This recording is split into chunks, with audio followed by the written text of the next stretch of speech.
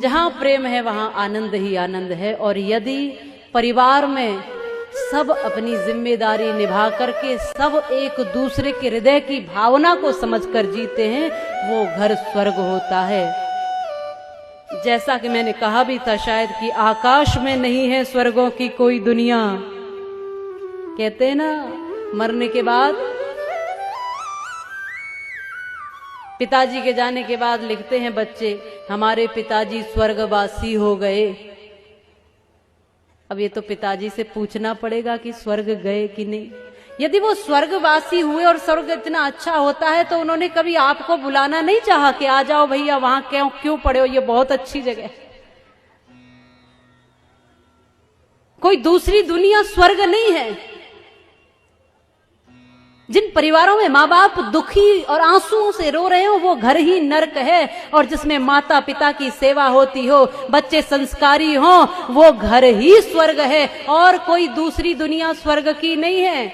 आकाश में नहीं है स्वर्गों की कोई दुनिया, बेकार के भ्रमों में भटकी हुई है दुनिया है। स्वर्ग तो वहीं पर जहां मधुर मीठी वाणी, उस घर कभी न आए कोई भी परेशानी, जिस घर में एक दूजे की बात जाए माने।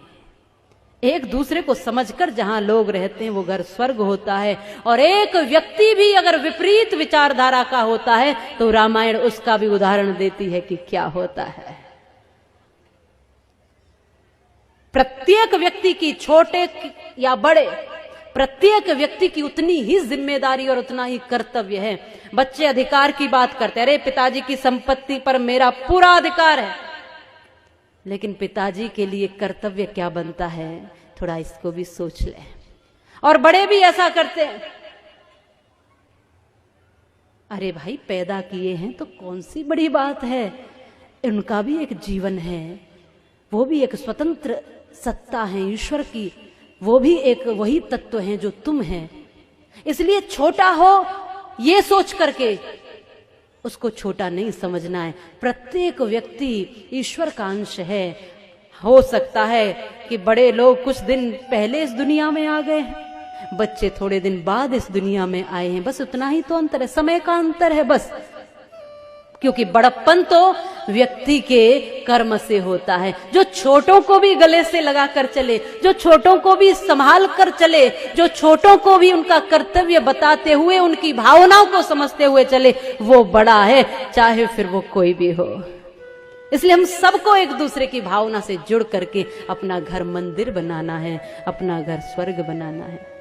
वो एक गीत गाती थी पहले, घर में महिलाएं माताएं गाती थी कि घर को ही मंदिर बनाऊंगी, कहीं बाहर न जाऊंगी। शायद आप भी गाते हो, पहले हमने सुना था कि सास अपनी को कौशल्या बनाऊंगी, ससुर जी को दशरथ बनाऊंगी, पति को मैं राम बनाऊंगी, कहीं बाहर न जाऊंगी। मैंने ऐसे कुछ शब्द गाती थी कि मैं घर को ही मंदिर बनाऊंगी, घर ही तीर्थ बन जाएगा। जब मैं देखूंगी तो दशरथ और कौशल्या के रूप में देखूंगी सास ससुर को, पति को देखूंगी तो राम के रूप में देखूंगी, और यदि मैं खुद पार्वती बनी तो भोलेनाथ के रूप में देखूंगी, और मेरा तीर्थ, मेरा मंदिर, मेरा घर ही हो जाएगा।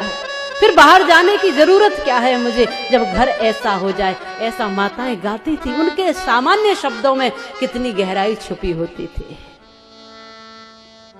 आज हम घरों को नर्क बना रहे हैं। क्या बना रहे हैं?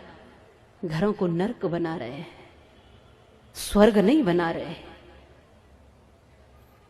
ये सोचना आपका काम है।